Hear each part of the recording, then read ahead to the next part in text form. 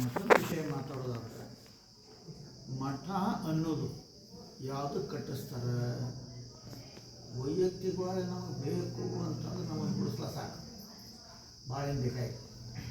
ಈಗ ನಮಗೆ ವ್ಯವಸ್ಥೆ ಕುಡಿಯೋ ನೀರಿದ್ರೆ ಸಾಕು, ಮತ್ತೊಂದು ಏನು ಬೇಕಾಗಿತ್ತು. ಆದರೆ ಮಠವನ್ನು ಸ್ಥಾಪಿಸಿ ಎಲ್ಲರಿಗೂ ಆಮಂತ್ರಣ ಕೊಟ್ಟು ಎಲ್ಲ ಮಾಡೋಕ್ಕಂತಂದ್ರೆ ಇನ್ನೊಂದು ಮಠದ ಸ್ಥಾನ ಇದೆಯಲ್ಲ, ಇದು ಎಲ್ಲರಿಗೂ ಆಶ್ರಯ ಸ್ಥಾನ.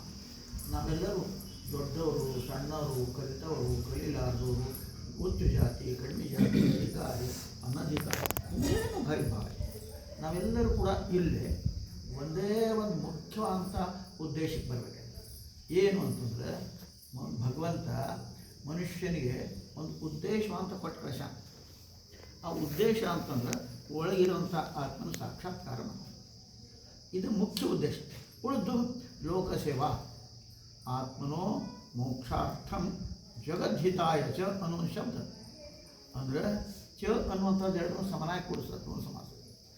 ಮನುಷ್ಯ ಯಾಕೆ ಬಂದನಪ್ಪ ಇಲ್ಲಂದ್ರೆ ಒಂದು ಒಳಗಿನ ಆತ್ಮನ ಸಾಕ್ಷಾತ್ಕಾರ ಮಾಡೋದು, ಆತ್ಮನೋ ಮೋಕ್ಷಾರ್ಥಂ ಮುಕ್ತಿ ಪಡೆದು ಬಂದು.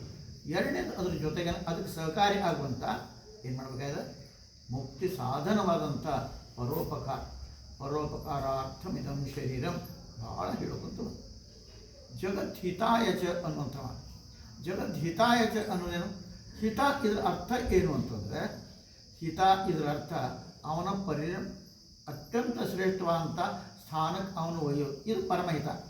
ಲಗ್ನ ಮಂದಿಗೆ ಯಾವುದೊಂದು ಕಲ್ಯಾಣ ಆತ್ರಿ ಅಂತೇಳಿ, ಕಲ್ಯಾಣ ಅಕ್ಕಿ ಕಾಳು ಕಲ್ಯಾಣ ಆತು ಅಂತೇಳಿ, ಇದು ಅನ್ರಿ ನಿಮ್ಮ ಅತ್ತೆ ಮಾಡಿರಿ, ಅಕ್ಕಿ ಕಾಳು ಹಾಕೊಡ್ರಿ, ಲಗ್ನ ಮಾಡಿರಿ, ಅದು ಕೂಡ ಒಂದು ಶ್ರೇಷ್ಠ.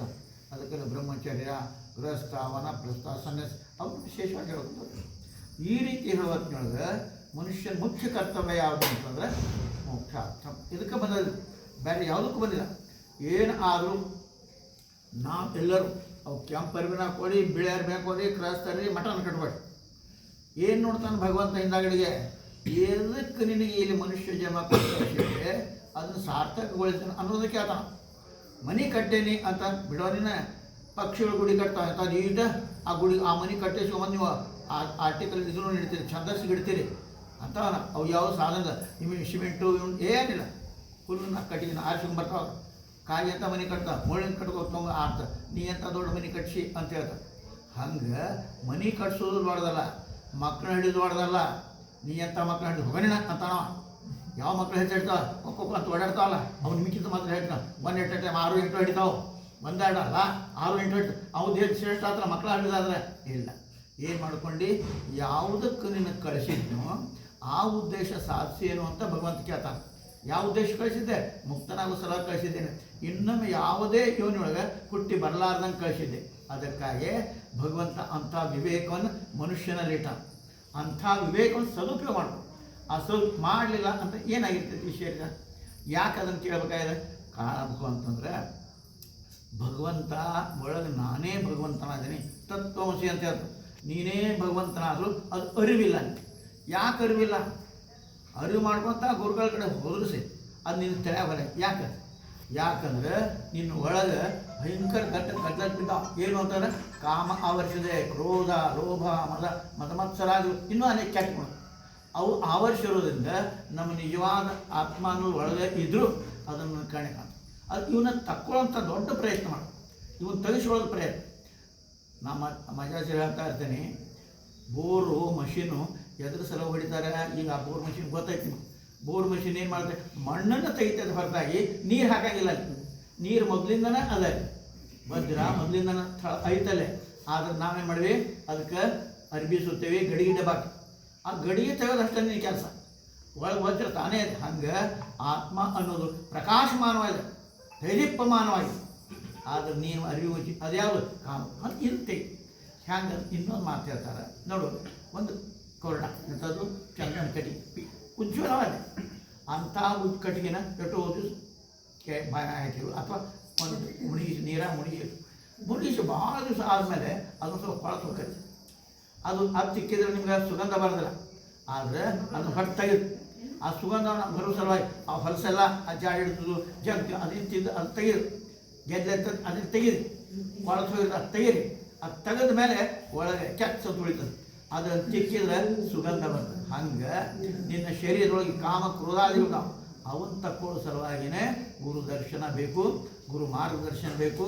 ಗುರು ಮಾರ್ಗದರ್ಶನ ಅದಕ್ಕೆ ಶ್ರವಣ ಅಂತ ಕೇಳೋದು ಸಹಿತ ಅನೇಕ ಸಂಶಯಗಳು. ಅದಕ್ಕೆ ಪ್ರತ್ಯಕ್ಷ ದೊಡ್ಡ ಗುರುಗಳನ್ನು ಭೇಟಿಯಾಗಿ ನಮ್ಗೆ ಈಗ ಸಂಶಯ ಉಳಿದ್ರೆ ಅದನ್ನ ಇರ್ತೇವೆ. ಗುರುವಿನೆದುರಿಗೆ ತನ್ನ ಅಜ್ಞಾನ ಮುಚ್ಚಿಡೋಂಗಿಲ್ಲ, ಗುರುವಿನೆದುರಿಗೆ ತಾಯಿ ಎದುರಿಗೆ ಹಸಿ ಮುಚ್ಚಿಡೋಂಗಿಲ್ಲ. ಅದೇ ರೀತಿಯಾಗಿ ವೈದ್ಯರಿದ್ರೆ ಡಾಕ್ಟರ್ ಇದ್ರೆ ತನ್ನ ರೋಗ ಮುಚ್ಚಿ ಡಯಾಬಿಟಿಸ್ ಹೆಂಗೆ ತೋರಿಸು ಅನ್ನೋಂಗಿಲ್ಲ. ಎಲ್ಲ ಖುಲ್ಲ ಅಂತ ಕೊಡ್ತಾರೆ.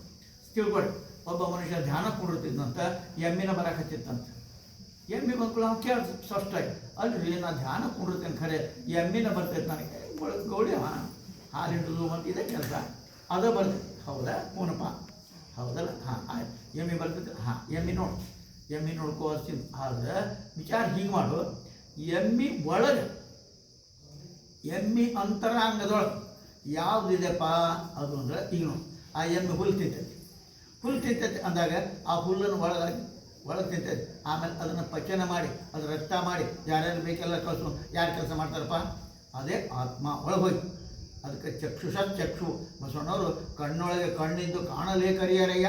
ಅಲ್ಲೋ ನೀವು ಒಳಗಲ್ಲ, ಯಾವ ಕಣ್ಣು ಆ ಆತ್ಮ ಅದ ಅವನೇ ಚಾಲು ಕೊಡ್ತಾನೆ. ಹೆಂಗೆ ಒಂದು ಕರೆಂಟ್ ಅದಪ್ಪ, ಕರೆಂಟು ಬಲ್ಬ್ನಾಗ ಹೊತ್ತು ಬೆಳಕು ಕೊಡ್ತದೆ, ಲೌಡ್ ಸ್ಪೀಕರ್ ಹೊತ್ತು ಲೌಡ್ ಧ್ವನಿ ಮಾಡಿಕೊಡ್ತದೆ, ಹೀಟರ್ ಕಾವು ಕೊಡ್ತದೆ, ರೆಫ್ರಿಜರೇಟರ್ ತಂಪು ಕೊಡ್ತದೆ. ಹೀಗೆ ಉಪಾಧಿಯಿಂದ ಬೇರೆ ಬೇರೆ ಆಗಿರ್ತಾನೆ. ಅದು ಒಳಗಿರುವಂಥ ಚೇತನ ಒಂದೇ. ಆ ಚೇತನ ಕರೆಂಟಿಗೆ ಉದಾಹರಣೆ ಕೊಡ್ತೇನೆ ನಾನು. ಕರೆಂಟ್ ಹೋತು, ನಿಮ್ಮ ರೆಫ್ರಿಜರೇಟರ್ ಬಂದು, ನಿಮ್ಮ ಲೈಟು ಬಂದು ಎಲ್ಲ ಬಂದು ಕರೆಂಟ್ ಹೋತು ನೋಡಿರಿ ಅಂತೀರಿ. ಆ ಕರೆಂಟು ಮುಖ್ಯ ಅಲ್ಲ. ಹಂಗೆ ಒಳಗಿದಾನ ಒಬ್ಬ ಯಾರು? ಪರಮಾತ್ಮ. ಅದನ್ನೇ ಅದೇ ನೀನಿದೆಪ್ಪ, ನೀ ಅದು ಇದು ಅದು ನೀನಲ್ಲ, ಮನಸ್ಸನಲ್ಲ. ಅದಕ್ಕೆ ಶಂಕರಾಚಾರ್ಯ ಮನೋಬುದ್ಧಿ ಅಹಂಕಾರ ಚಿತ್ತಾನಿನ ಅದು ನಾನಲ್ಲಿಂದ ಅನ್ಕೋತ ಯಾವುದನ್ನು ಅಲ್ಲಗಳಿಲಿಕ್ಕೆ ಕಳೆಯಲಿಕ್ಕೆ ತೆಗೆದಾಕಿ ಬರೋದಿಲ್ಲ, ಅದೇ ನೀನು. ಅದಕ್ಕೆ ನಮ್ಮ ಜಾಸ್ತಿ ಹೇಳ್ತಾರೆ, ಈ ಹಾಲ್ನೊಳಗೆ ಇವತ್ತು ಮಂದಿ ಅದು ಭಾಳ ಬರ್ತಾರಪ್ಪ, ಅದು ಅಜ್ಜಾರು ಹೇಳಿರಪ್ಪ, ಅಲ್ಲಿ ಕುರ್ಚಿ ಪರಿಚಯ ತೆಗೆದುಬಿಟ್ರವನು ಅಂತಂದ್ರೆ ಕುರ್ಚಿ ತೆಗೆದ್ರಿ, ಉಳಿದ ಸಾಮಾನು ತೆಗೆದ್ರಿ, ಆದರೆ ಆಕಾಶ ತೆಗೆದ್ರೇನು? ಆಕಾಶ ತೆಗಿಲಿಲ್ಲ ನೀವು. ಆಕಾಶನ ಪಳ್ಳು, ಆಕಾಶ ಮ್ಯಾಲೆ ಮೂರು ನೋಡ್ಬೇಡ್ರಿ. ನಾವು ಕುಂತೀವಿ ಆಕಾಶ ಭೂಮಿ ಮೇಲೆ ಕುಂತೇವಿ, ಆಕಾಶದೊಳಗೆ ಕುಂತೇವಿ. ಇದು ಆಗ್ಬೇಕಾದ್ರೆ ಅದು ತಾನೇ ಅದು ಹೋಗುವುದೇ ಇಲ್ಲ. ನೀವು ಘಟಾಕಾಶ ಕೊಡ ನೀರು ತರಕ್ಕೆ ಮಾಡಿದೆ, ಅದು ಘಟಾಕಾಶ ಅನ್ಕೋ. ಹರಿವಿ ಮಾಡಿ ಅದಕ್ಕೆ ನೀರು ತುಂಬಿಡಕ್ಕೆ ನೀ ಅನ್ಕೋ. ಆ ಘಟ ಒಳಗೆ ಆಕಾಶ ಏನೈತೆ, ನಾ ಮಹಾಕಾಶ ಹೋಗೋ ನೀನ ಘಟ ಅನ್ಕೋ. ಹಂಗೆ ಅದು ಬೇರೆ ಬೇರೆ ಒಳಗಿದ್ರೆ ಅಟ ಆತ್ಮ ಅನ್ಕೊನಿ, ಪ್ರತ್ಯಾತ್ಮ ಅನ್ನು ಅಥವಾ ಜೀವಾತ್ಮ ಅನ್ನು. ಆ ಜೀವಾತ್ಮನು ಕೂಡ ಏನದವ? ಜೀವೋ ಬ್ರಹ್ಮ ಇವ ನಾಪರಹ. ಆ ಬ್ರಹ್ಮನೇ ಅದಪ್ಪ, ಅದು ಬಿಟ್ಟಾರೆ ಏನಿಲ್ಲ. ಈ ರೀತಿಯಾಗಿ ಅದನ್ನು ತಿದ್ಕೊಳಕ್ಕೆ ಬಂದೆ ನಾನು ಮನುಷ್ಯರಿಗೆ, ಅದನ್ನು ತಿಳ್ಕೊಳಕ್ಕೆ ಬಂದೆ. ಅದಕ್ಕೆ ಅಂಥ ತಿಳ್ಕೊಳ್ಳೋ ಎಲ್ಲರಿಗೂ ಅದೇ. ಅವ ಸಾಹುಕಾರಲ್ಲಿ ಬಡ ಅವನು ಅದೇ ಕೆಲಸ, ಸಾಹುಕಾರದ್ದು ಇದೇ ಕೆಲಸ, ಬಡವದು ಇದೇ ಕೆಲಸ, ಸಾಲಿ ಕಲ್ತವನು ಇದೇ ಕೆಲಸ, ಈಗ ಎಲ್ಲರದು ಇದೇ. ಅದಕ್ಕಾಗಿಯೇ ನಾವು ನಮ್ಮದೆಲ್ಲ ಅಂತಸ್ತು, ನಾವು ಸಾಹುಕಾರಕ್ಕೆ ಬಿಟ್ಟಿಲ್ಲ, ಎಲ್ಲರೂ ಒಂದೇ ಥರ ಕೊಡು. ಸಾಹುಕಾರಿಗಿಲ್ಲ, ಬಡವಿಲ್ಲ, ಜಾತಿ ದೋಷಿಲ್ಲ, ನಾ ಅಧಿಕಾರಿ ಇಲ್ಲ, ಏನಿಲ್ಲ. ಎಂಥದಿದ್ರು ನಾವೆಲ್ಲರೂ ಎದಕ್ಕೆ ಬಂದಿವಿಲ್ಲೇ ಆತ್ಮಜ್ಞಾನ ಬರ್ತೀವಿ. ಅಂಥ ಗುರುಗಳ ಸಿಕ್ಕಾರ ನಿಮಗೆ ಅವರಿಂದ ಜ್ಞಾನವನ್ನು ಪಡ್ಕೊಂಡು ಅನೇಕ. ಅದಕ್ಕಾಗಿ ನಾವು ಸೇವಾದಿಗಳು ಮಾಡಬೇಕು. ಮಠ ಅಂತ ಬರೀ ಒಂದು ಕುಂತೋದೆ ಅಲ್ಲ, ಅನೇಕ ಕಾರ್ಯಗಳಿರ್ತಾವೆ. ಅದಕ್ಕೆ ಶರೀರಿಸು. ಅದಕ್ಕೆ ಅದು ಶರೀರ ಸಂಸೋದು, ಶರೀರದಿಂದ ಮನಸ್ಸು ಬುದ್ಧಿ ಎಲ್ಲ ಭಗವಂತನಿಗಾಗಿ ಅವು ತಿರುಗಿ ಅವು ತೀಕ್ಷ್ಣವಾಗಿ ಆ ಬುದ್ಧಿ ತಿಳ್ಕೊಳಕ್ಕೆ ಆಗಂಗಿಲ್ಲ. ಆದರೆ ಆ ಬುದ್ಧಿ ಸೂಕ್ಷ್ಮವಾಗಿ, ಅತ್ಯಂತ ಸೂಕ್ಷ್ಮ. ಎಷ್ಟು? ಅದಕ್ಕೆ ಋತಂಬರ ಪ್ರಜ್ಞೆ, ಆ ಪ್ರಜ್ಞೆ ಬೆಳೆಸೋದು. ಆ ಪ್ರಜ್ಞೆ ಅಂದರೆ ಅನೇಕರ ಮೂರನೇ ಕಣ್ಣು. ಅದಕ್ಕೆ ಎರಡು ಕಣ್ಣಿಲ್ಲ ನಿನಗೆ, ಮೂರನೇ ಕಣ್ಣು ಐತೆ ನಿನಗೆ. ಆ ಮೂರನೇ ಕಣ್ಣು ಬೆಳೆಸುವಾಗ ಅದು ನೀನು ಪ್ರಯತ್ನ ಮಾಡು. ನೀನು ಪ್ರಯತ್ನ ಮಾಡಿ ಅದಕ್ಕಿರುವಂಥ ಪರಿಸರ ತೆಗಿಬೇಕು. ಅಂಥ ಪ್ರಜ್ಞೆ ಆ ಋತಂಬರ ಪ್ರಜ್ಞೆಯಿಂದ ಆತ್ಮ ಸಾಕ್ಷಾತ್ಕಾರ ಮಾಡಿಸೋದು ಸಾಧ್ಯದ. ಉಳಿದೆಲ್ಲ ತೆಗಿಬೇಕು, ಸ್ವಚ್ಛ ಮಾಡಬೇಕು. ಅದಕ್ಕೆ ಒಳಗೆ ಪ್ರಕಾಶ ಆಗ್ತದೆ. ಆದ್ದರಿಂದ ಇಂಥವೆಲ್ಲ ತಿಳ್ಕೊಂಡು ನಾವು ಅದು ತಿಳ್ಕೊಳ್ಳಾಕನ ಮಠ ಸ್ವಾಮಿಗಳಿಲ್ಲ. ಅದಕ್ಕೆ ಮತ್ತು ಬಂದು ನೀರು ಅವಕಾಶ ಕೊಡ್ತೀನಿ ನಮಗೆ ಅಂಥದ್ದಲ್ಲ. ಮಾಡಿರ್ತಾರೆ, ಮಾಡ್ತಾರೆ, ಅದು ಬೇರೆ ಮಾಡೋದಲ್ಲ, ಮಾಡ್ತಾರೆ. ಆ ಮುಖ್ಯ ಕೆಲಸಪ್ಪ ಆತ್ಮ. ಯಾರ್ಯಾರು ನಾ ಪೂರ್ವ ನೋಡಿ ಸಿದ್ಧವ್ರ ಕೈ ತಯಾರದವ್ರು ನೋಡಿದೆ, ನಮ್ಮ ಗುರುಗಳು ನೋಡಿದೆ. ದುಡ್ಡು ಹೇಗೆ ಮಾತಾಡಿ ಕೊಡ್ತಾರೆ, ಮುಗಿಯ ಕೆಲಸ. ಎಷ್ಟು ಗಾಡಿ ಕಲಿಸ್ಬೇಕು ಅಷ್ಟು ತೊಗೊಂಡು ಶಾಮಾನಂದ ಅಜ್ಜಾರು ನೋಡಿದೆ. ಬಿಡಪ್ಪ ನನಗೆ ಹೇಳ್ತಿರ್ತಮ್ಮ ಅಂತೇಳಿ ವಯಸ್ಸಾದ್ರು ಭಾಳ ನನ್ನ ಪ್ರೀತಿ. ಭಾಳ ಜ್ಞಾನಿಗಳು, ಸಿದ್ಧವ್ರ ಭಕ್ತರು.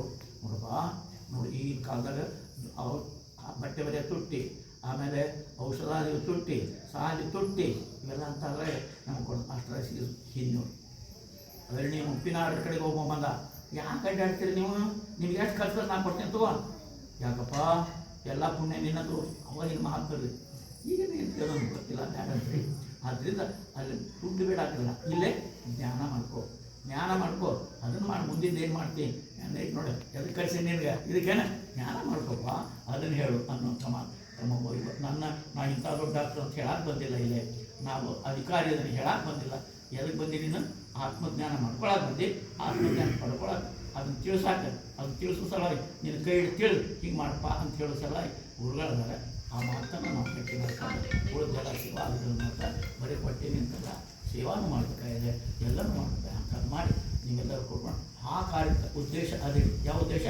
ಮೋಕ್ಷ, ಆತ್ಮನ ಮೋಕ್ಷ ಅರ್ಥ ಜಗತ್ತಿನ ಶರೀರದಿಂದ ಅದಕ್ಕೆ ನಿಜಗೊಂಡು ಕೆಡುವ ಶರೀರ ಸಫಲತೆ ಪರಹಿತ ಮತ್ತು ಮನುಷ್ಯ ಕುಲದ ಲಾಭ ಆನಾದಂತು ಇದನ್ನು ಮಾಡ್ಯಾರ.